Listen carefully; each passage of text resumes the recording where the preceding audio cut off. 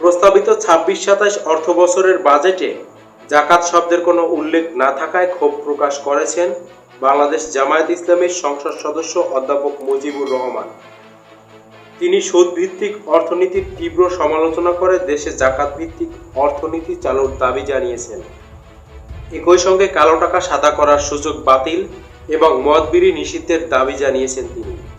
রোববার ২৮ জুন জাতীয় সংসদে ২৬-২৭ অর্থবছরের প্রস্তাবিত বাজেটের ওপর সাধারণ আলোচনায় অংশ নিয়ে তিনি এসব কথা বলেন। এই অধিবেশনে সভাপতিত্ব করেন স্পিকার হাফিজ উদ্দিন আহমেদ।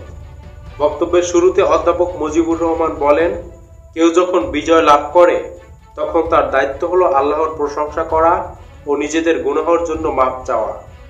কিন্তু সংসদে অনেকেই আল্লাহর প্রশংসা না করে সরাসরি নেতা নেত্রীর বন্দনায় মেতে উঠেছেন, যা আল্লাহর নির্দেশের সরাসরি লঙ্ঘন।